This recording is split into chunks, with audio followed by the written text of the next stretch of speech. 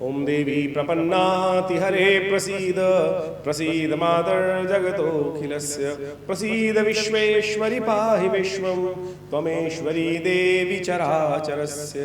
नमस्कार, स्वागत है आपका आचार्य वाणी में। मैं आचार्य डॉक्टर विक्रमादित्य आपके साथ हूँ और आज का विषय हमारा है मिथुन राशि वालों के लिए ग्रहों का योग कैसा है इस बार। मई के पहले भाग में कैसा ग्रहों का योग रहेगा। देखिए, मिथुन राशि के स्वामी बुध हैं और बुध महाराज इस वक्त चल रहे हैं सबसे शीर्णस्थ राशि में, और मई के पहले भाग में वो राहु के साथ चलेंगे।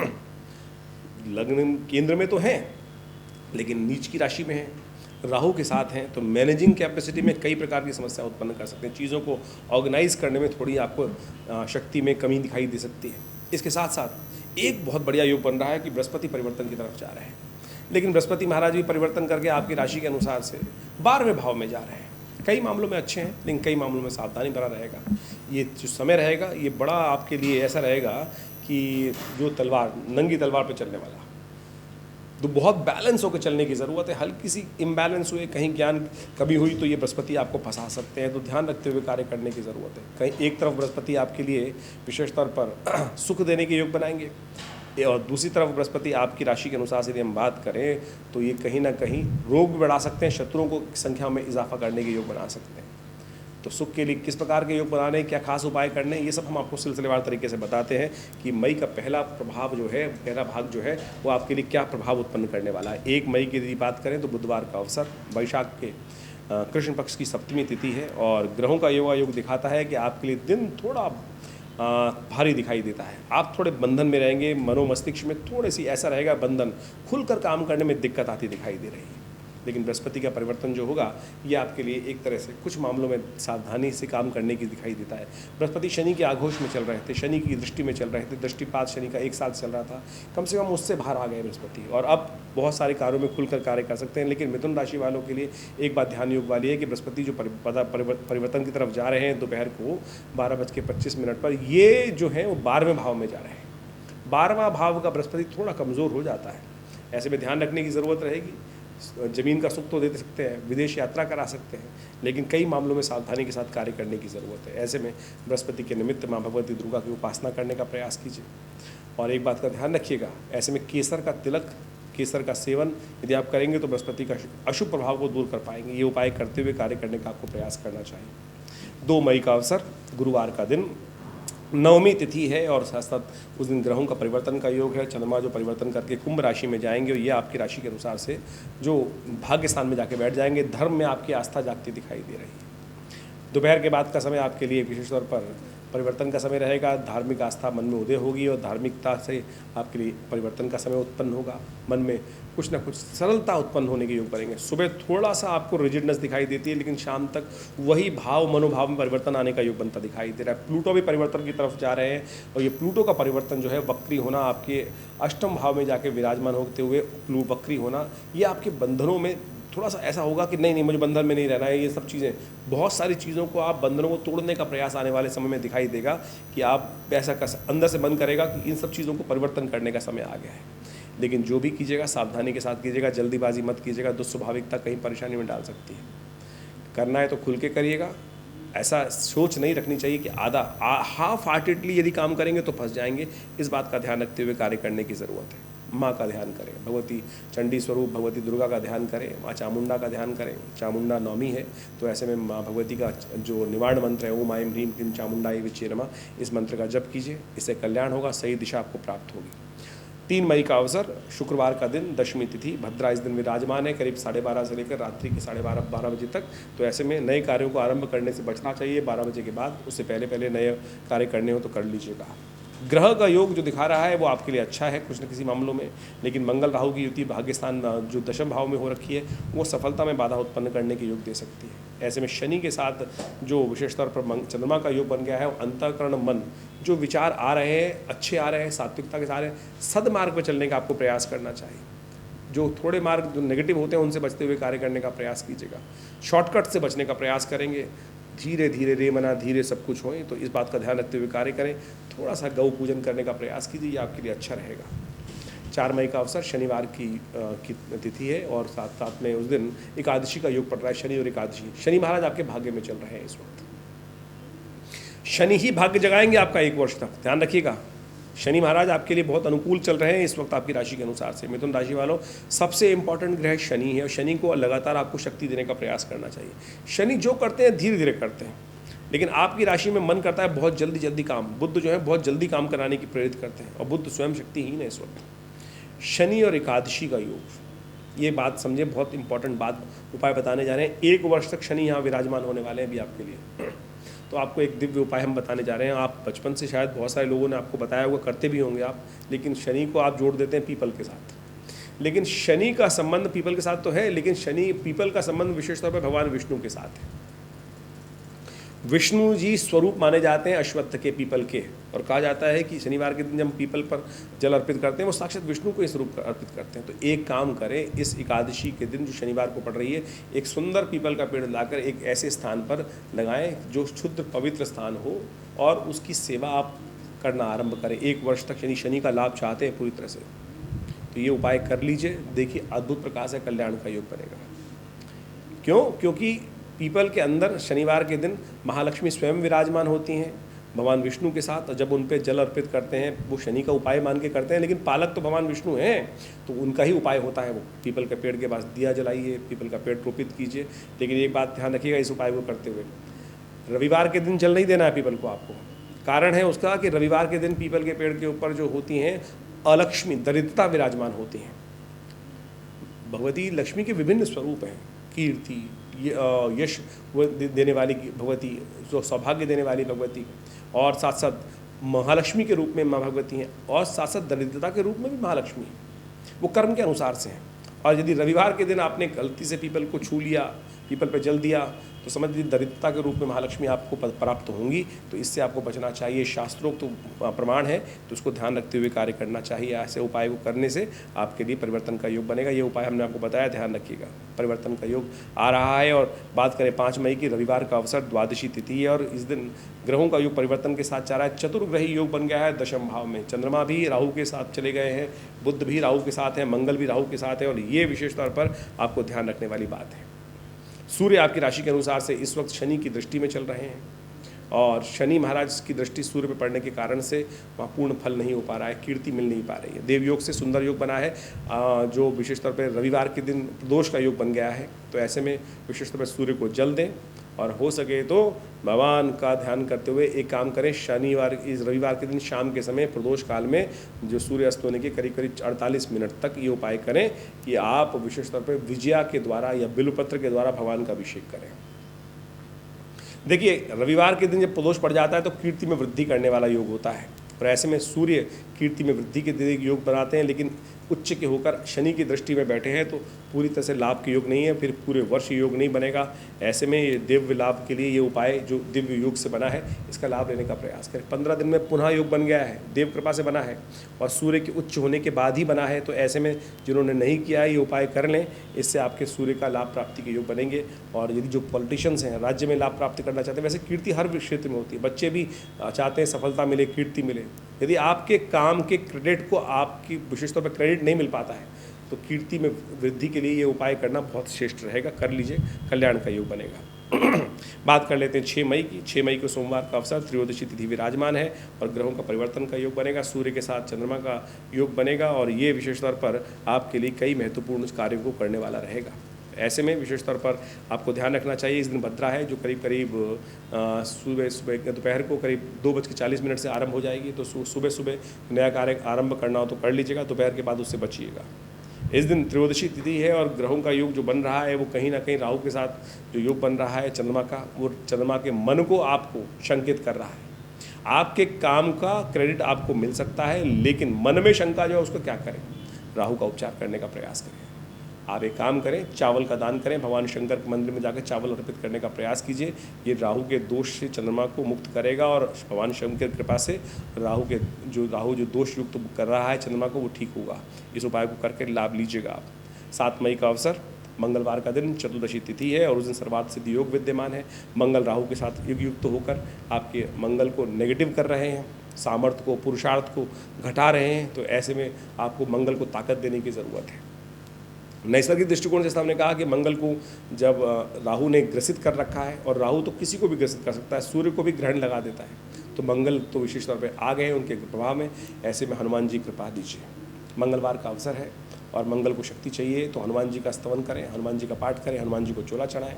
हमने इस ग्रह योग को शांत करने के लिए आश्रम पे एक यज्ञ रखा है जो रहेगा विशेष तौर पर सुंदरकांड का पाठ यज्ञ रहेगा। आप उसमें सम्मिलित हो सकते हैं। शाम को करीब करीब 5 बजे से ये कार्यक्रम आरंभ होगा विवेकानंद योगाश्रम में। आप अपने नाम से इस कार्यक्रम में भाग लें, सुंदरकांड का पाठ करें। ये सब कार्यक्रम में लाभ लेने के लिए, ग्रहों को मुक्त करने के लिए यज्ञ से बढ़िया कोई कार्य नहीं है। और ये विशेष तौर पर सुंदरकांड का पाठ, हनुमान जी का स्तवन सब प्रकार से ग्रहों के कष्टों को दूर करेगा। भी करीब 40 दिन तक ये योग चलने वाला है। ऐसे में ये उपाय कर कर आप बहुत सारे इस नेगेटिव प्रभाव को, मंगल तो यदि खराब हो जाए तो पुरुषार्थ ही खत्म हो जाता है, काम करने को मन ही लगता है, दुस्वाभाविकता उदय होती रहती है। तो इसका ध्यान रखते हुए उपाय करने की ज़रूरत है। करिए, इससे कष्टों को दूर करने का रास्ता आपको प्राप्त होगा। 8 मई का दिन विशेष दिन है, अमावस्या का दिन है और इसी दिन बृहस्पति अस्त होने जा रहे हैं। अभी बृहस्पति परिवर्तित हुए और आपके लिए जैसे अस्त हो जाएंगे तो ऐसा हो सकता है कि कोई ट्रैप में फंस जाए। जो आपके लिए कमिटमेंट हुई थी शायद वो कमिटमेंट पूरी ना हो पाए, तो आपको बृहस्पति को ताकत देने की ज़रूरत है। नित्यप्रति केसर का सेवन, केसर का तिलक, हल्दी का तिलक, ये सब बृहस्पति को के लिए पीली चीज़ों का दान अवश्य करने का प्रयास कीजिएगा, क्योंकि आने वाले करीब 20-25 दिन बृहस्पति अस्त रहेंगे और ये आपके लिए कुछ ना कुछ कष्ट देने के योग बना सकते हैं। अमावस्या तिथि है, अपने पितरों के निमित्त तर्पण करें, ब्राह्मण भोजन कराएं, यज्ञ करें गायत्री का। और यदि घर पे नहीं कर पा रहे हैं तो विवेकानंद योगाश्रम में सुंदर व्यवस्था हमने कर दी है कि आप इन सब चीज़ों का लाभ ले सकते हैं। ब्राह्मणों का भोजन, तर्पण, यज्ञ सबकी व्यवस्था आश्रम पे करने, अपने पितरों के निमित्त कराने से उनके आशीर्वाद से आपके ग्रह भी ठीक होने के योग बन सकते हैं। 9 तारीख का अवसर बृहस्पति, जो विशेष तौर पे गुरुवार का अवसर है, प्रतिपदा तिथि है, शुक्ल पक्ष आरंभ हो रहा है वैशाख का। और इस दिन चंद्रमा उच्च के हो गए, योग बना रहे हैं, बृहस्पति के साथ जाके अवस्थित हो गए, थोड़ी सी एंजाइटी बढ़ा सकते हैं।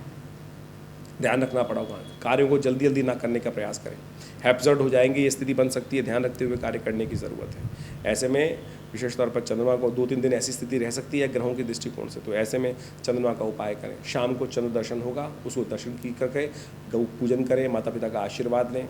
ये आपके लिए दिव्य उपाय बता रहे हैं, इसका लाभ लेकर आप आने वाले समय को ठीक कर सकते हैं। 10 मई का अवसर अक्षय तृतीया का योग है और इस दिन ग्रहों का योग आपकी राशि के अनुसार से गजकेसरी योग तो निर्माण कर रहा है, लेकिन थोड़ा सा चंद्रमा और बृहस्पति का योग जो है वो 12वें भाव में जाके बना है। ये नुकसान करने का योग भी दे सकता है। धन आने और जाने दोनों के योग बनते दिखाई दे रहे हैं। तो ऐसे में आपको कुछ विशेष तौर पर बुद्धि को जगाने का प्रयास करना चाहिए। गणेश जी का स्तवन करना चाहिए, गणेश जी का पूजन करें, गणेश जी को पीले पुष्प अर्पित करने का प्रयास करें। और इस दिन तो परशुराम जयंती भी है, अक्षय तृतीया भी है, अंशुत साया है विशेष तौर पर, अंशुत साया, लेकिन इस बार लग्न शुद्धि के साथ नहीं है।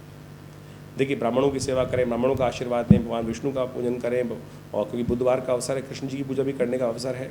तो ये सब उपाय जो है ये आपके लिए कल्याणकारी हो सकते हैं। लेकिन एक विशेष बात का नोट कर लीजिए, इस बार अक्षय तृतीया जो है वो अंशुत साया के रूप में मानी जाती है, लेकिन वो अंशुत साया पूरी तरह से शुद्ध नहीं है, लग्न शुद्धि नहीं है, क्योंकि बृहस्पति भी अस्त है और शुक्र भी अस्त है। विवाह इत्यादि, मकान का मुहूर्त, नए व्यवसाय का आरंभ करना इस स्थिति में शुभ नहीं है किसी प्रकार भी। आमतौर पे अंशुत साय के बारे में कहा जाता है कभी भी बिना मुहूर्त देखे कुछ भी कार्य में कर सकते हैं। तो इस बात का ध्यान रखें कि लग्न शुद्धि नहीं होगी तो बाद में कार्य में विघ्न उपस्थित होने के योग बनेंगे। और यदि लग्न शुद्धि हो जाए तो कार्य कैसे भी मुहूर्त, जो शुभ मुहूर्त में कर लेंगे तो फिर कार्य संपादित होने के लिए शुभ योग बन जाते हैं। तो इस बात का ध्यान रखते हुए कार्य करना चाहिए। और देखिए, ये सब बातें विशेष तौर पर बहुत महत्व रखती हैं। हम इस चैनल के माध्यम से आपके साथ लगातार जुड़े रहते हैं और समय समय पर आपको इन सब चीज़ों के बारे में अवगत कराने का प्रयास करते हैं कि आज तिथि कौन सी है, वार कौन सा है, कौन सा मुहूर्त कर लेना चाहिए, कौन सा व्रत शास्त्र के अनुसार से विधान किस प्रकार। देखिए, भारतीय संस्कृति में समझें, ये जो सारे के सारे विधान बताए गए हैं ये सुंदर तरीके से इसलिए बताए गए हैं कि आप अपने जीवन में शुभ को प्राप्त कर सकें।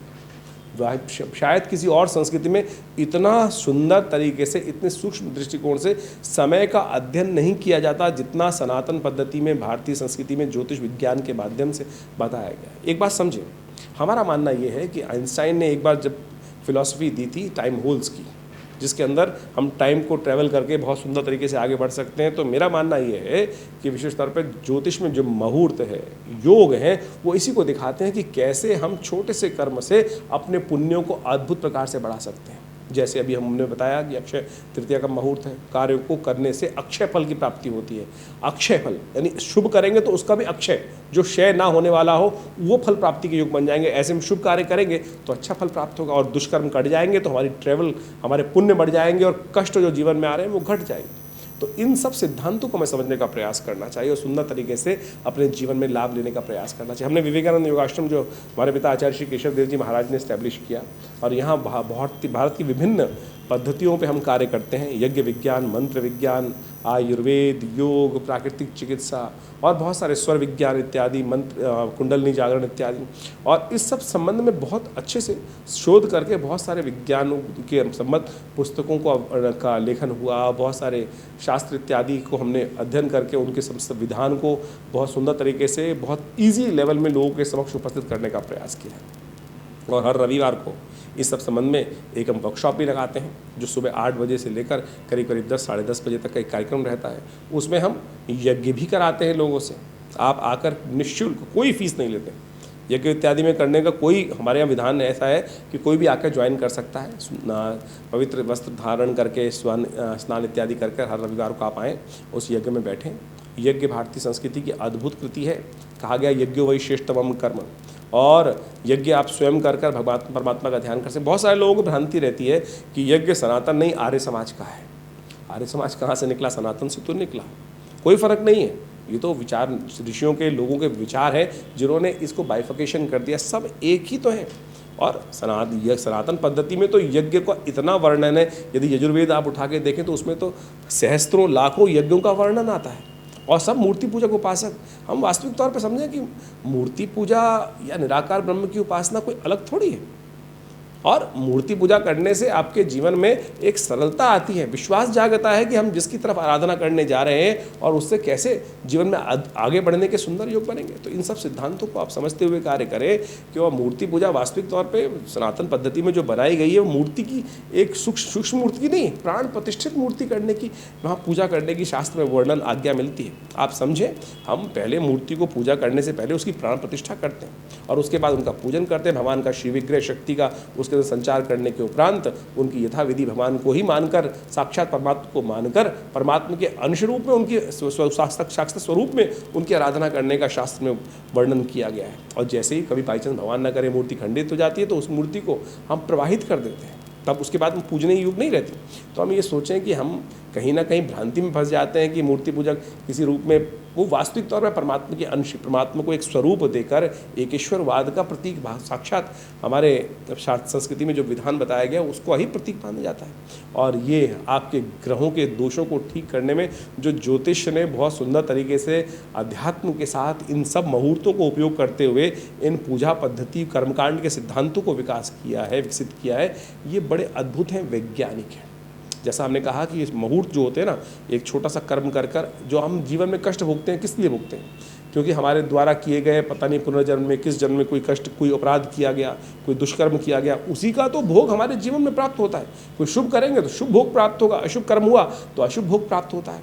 अब उस भोग को हम शुभ कर्म कर कर, अशुभ भोग को शुभ कर्म कर कर निस्तेज भी कर सकते हैं। और इसीलिए ये मुहूर्तों का वर्णन शास्त्र में होता है। यज्ञ इत्यादि कर्म जो है वो आपके जीवन में अद्भुत हैं, उन सब का लाभ हमें लेने का प्रयास करना चाहिए। हमने अद्भुत देखा, जीवन में कष्ट चल रहे हैं, किसी के मुकदमे चल रहे हैं, किसी के कष्ट चल रहे हैं, शत्रु परेशान कर रहे हैं, और ऐसे में जब अनेक प्रकार के यज्ञ जो शास्त्र में वर्णित है उनका सानिध्य लिया जाता है तो अद्भुत प्रकार से उसमें सफलता प्राप्त होती है। स्वास्थ्य में महामृत्युंजय मंत्र, मृत संजीवनी मंत्र, रोगान शेषान मंत्र, दुर्गा सप्तशती के जो मंत्र हैं वो अद्भुत कार्य करते हैं। हमने ऐसे कई केसेस देखे जिनके अंदर कई दवाइयाँ काम ही नहीं कर रही थी, और जब महामृत्युंजय इत्यादि का अनुष्ठान करके उनके लिए पूजा पद्धति अनुष्ठानित किए, कार्य किए गए, तो वो अद्भुत प्रकार से वो वही दवाइयाँ, औषधियाँ पुनः काम करना शुरू करती। तो आप समझें, आपके सिर्फ कर्मों का खेल है, और इन मंत्रों का सानिध्य लेकर, परमात्मा का सानिध्य लेकर हम अपने भाग्य को, सोए भाग्य को जगा सकते हैं, दुर्भाग्य को सौभाग्य में परिवर्तित कर सकते हैं। ये सैद्धांतिक बात है। तो इन सब विषयों को हम अध्यात्म के साथ जोड़ के कार्य करने का प्रयास करें। आज कई लोगों ने ज्योतिष को अपने इस प्रकार से बना दिया है कि धर्म शून्य बना दी, और केवल नग पहनाकर या कुछ और कर कर या केवल टोटके कर कर उस शास्त्र को विशेष तौर पे ऐसा बना दिया है कि वास्तविक तौर पे अध्यात्म से बिल्कुल अलग दिखाने का प्रयास किया है। एक कई तो ऐड ऐसे में हमने पढ़े, बचपन से हम देखते आए हैं, कई लोग ऐसे लिखते हैं, नो मंत्र, नो यंत्र, नो विशेष तौर पे। अरे क्या करना चाह रहे हो भाई? ज्योतिष को वास्तविक तौर पे एक चीज़ होती है रेमेडी, एक होती है डायग्नोज। अब डायग्नोज आपने कर लिया ज्योतिष की गणनाओं को समझकर, ये समस्या है, निदान कैसे करोगे? निदान तो अध्यात्म से ही आएगा, निदान तो उपाय से ही आएगा। उपाय जो है मंत्र विज्ञान के भी हैं, रेमेडी जो एस्पेक्ट है। ऐसे डायग्नोज का फ़ायदा ही क्या है कि जिसमें रेमेडी ना हो, तो ज्योतिष विज्ञान को हमें समझना है सही रूप से। और ऐसे में हमने बहुत सारे अद्भुत कार्यों के द्वारा, मुद्रा विज्ञान के द्वारा, मंत्र विज्ञान के द्वारा, यज्ञ विज्ञान के द्वारा इन उपायों को करके देखा, अद्भुत लाभ प्राप्त होता है। जैसे अब बृहस्पति अस्त चल रहा है, ऐसे में बृहस्पति को शक्ति कैसे प्रकार से प्राप्त होगी? कोई कहेगा नग पहन लो, कोई कह रहा है कोई और उपाय कर लो। तो हमने एक आपको इस चैनल के माध्यम से हम आपको एक बहुत सुंदर बताते हैं, ज्ञान मुद्रा। ये बृहस्पति की उंगली है और कहा जाता है कि बृहस्पति की उंगली, इस ज्ञान मुद्रा का अभ्यास करने से बृहस्पति की शक्ति को अद्भुत रूप से पॉजिटिव वे में आप उपयोग कर सकते हो। बृहस्पति जब ज्ञान, बृहस्पति देवता है ज्ञान का, ज्ञान अस्त हो रहा है तो ये ज्ञान मुद्रा है। भगवान कृष्ण ने गीता का उपदेश इसी मुद्रा में दिया, प्रपन्न पारिजाताय तोत्र वेत्रे पाणय ज्ञान मुद्राय कृष्णाय गीतामृत द्विनो। अब ज्ञान मुद्रा की कैसे जाए? तो गायत्री के अंदर कहा गया सुरभिर ज्ञान वैराग्यम योनिश्च, जहाँ का जो गायत्री के अंदर जो मुद्राओं का वर्णन किया गया है, 24 मुद्राएं गायत्री जब से पूर्व, 8 मुद्राएं गायत्री के जप के अनंतर, वहाँ मंत्र आता है सुरभिर ज्ञान वैराग्यम योनिश शंख पंकजम। ये जो 8 मुद्राएं जो हैं, लिंगम निर्वाणकम च अष्टौ जपान्ते प्रदर्शित, वहाँ ज्ञान मुद्रा का वर्णन बनता है। और ज्ञान मुद्रा कैसे होती है? तर्जनी अंगुष्ठेन स्पर्शेत, तर्जनी को अंगुष्ठ के साथ स्पर्श करने से ज्ञान मुद्रा बन जाती है। तो इन दिनों बृहस्पति चल रहे हैं अस्त, बृहस्पति को ठीक करना चाहते हैं तो जो उपाय बताएं वो तो करें ही करें, लेकिन इसको ज्ञान करने का, ज्ञान मुद्रा का, चलते फिरते उठते बैठते ज्ञान मुद्रा का अभ्यास करने का प्रयास कीजिए। देखिएगा बृहस्पति को शक्ति प्राप्त होगी और जो विचार, जो बुद्धि सोई है, अस्त है, उसमें नई शक्ति प्राप्त करने का योग बन जाएगा। यानी बाहर कॉस्मिक में वो रेजेस जो है वो थोड़ी नेगेटिव हो रही हैं, यदि ये ज्ञान मुद्रा अभ्यास कर लें तो सुंदर तरीके से बृहस्पति को शक्ति प्राप्त होगी और साथ साथ आपके जीवन में कष्टों को दूर करने के योग बनेंगे। तो ये वर्णन हमने आपको बताया और सुंदर तरीके से इसको आप करने का प्रयास कीजिए, आपको देखिए लाभ प्राप्त होगा। इसके अलावा भी बहुत सारी समस्याएं आपके जीवन में यदि चल रही हों, कष्ट कोई प्रश्न मन में आ रहा हो, तो आपके लिए विवेकानंद योगाश्रम बहुत सुंदर तरीके से अध्यात्म के क्षेत्र में कार्य कर रहा है। जमुना पार्क खुरेजी में एक बहुत बड़ा शोध संस्थान बनाया हमारे पिता आचार्य श्री केशव देव जी महाराज ने, और यहाँ नित्य प्रति 8 घंटे यज्ञ होता है, गौशाला है, पूरा योग, प्राकृतिक चिकित्सा, आयुर्वेद का एक 100 बेड का हॉस्पिटल बनाया गया है। तो आप सादर आमंत्रित हैं यहाँ पर, और आश्रम से जुड़कर बहुत सुंदर तरीके से आप आध्यात्मिक विकास और साथ साथ अपने जीवन में शुभ कार्य करने के लिए, माँ भगवती का सानिध्य प्राप्त करने के लिए, ये बताना मेरे को ज़रूरी समझता हूँ मैं कि यहाँ भगवती का एक सुंदर शिव विग्रह विराजमान है जो 1947 में मुल्तान से आया था। और कई वीडियोज़ के माध्यम में हम बताते ही आपको, और उन्हीं के सानिध्य में, उन्हीं की कृपा से, उन्हीं के आशीर्वाद से आज आश्रम पर नित्य 8 घंटे यज्ञ होता है, आध्यात्मिक कार्य किए जाते हैं। आप रविवार वाले यज्ञ में सादर आमंत्रित हैं। और यदि आपकी कोई निजी समस्या है तो फ़ोन नंबर्स दिए गए हैं, उन पर संपर्क साध कर आप आश्रम के साथ जुड़ सकते हैं।